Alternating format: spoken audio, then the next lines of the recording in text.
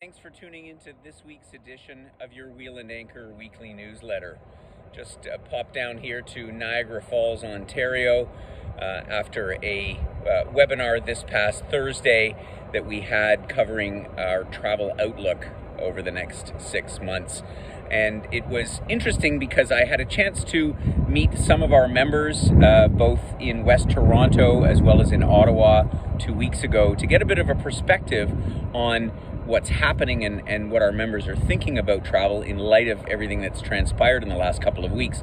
Omicron virus, Canadian government again reverting to a avoid all non-essential travel advisory, and obviously all this plays a context in our planning.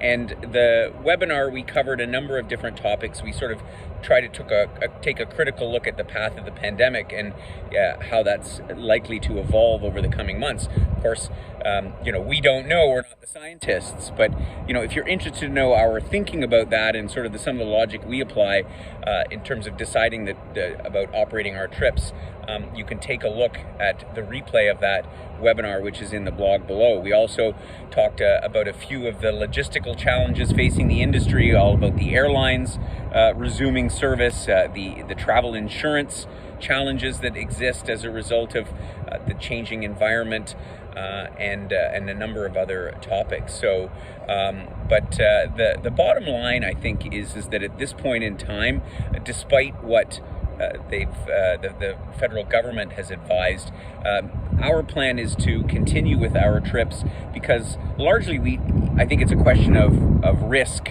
Is the risk greater in the places that we're planning to travel to versus staying at home? Of course, the best way to avoid risk is locking yourself in at home.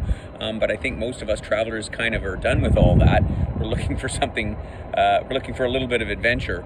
And so, as I say, I think we're at the present time planning to continue on with our trips in February and March, and let's hope the situation will allow us to do that. But at the moment, I feel pretty confident, and I think that that was echoed by our members. And again, it was really nice to connect with our members, as I say, in West Toronto and Ottawa, because the moment we all came together, smiles on faces, recalling some of the past travel memories, and that's really what we're about at Wheel and Anchor. It's this sense of community that we share, and that whenever we get back together, it's always about good times. And I wanted to echo my comments that I made to particularly the group from West Toronto about how much I appreciate the support and the indulgence of our members. We've had so many wonderful emails over the last weeks. I think you all know the challenges that we faced. It's been literally a huge headache to deal with this, all these circumstances, but we are prevailing, and we'll continue to do so into the new year. So here we are. We're coming up a week until Christmas time, and it was going to be interesting to see how this all happens. But no matter what, I will be back to you with a message next week just before the holidays, and I hope that whatever plans that you get up to, whether you decide to travel outside the country or decide to stay at home, that you have a wonderful holiday. We will be closed, our office, between December the 24th and January the 3rd. So we're going to take a bit of a much needed break. Of course, if anything critical comes up, we can't avoid looking at our emails and watching the news. We'll certainly be in touch. But otherwise, we will be back with you in the new year.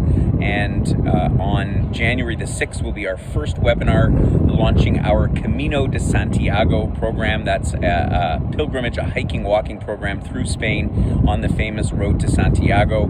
So you can find out all about that on January the 6th. Apart from that, I look forward to catching up with you just before Christmas next week. And until then, take care.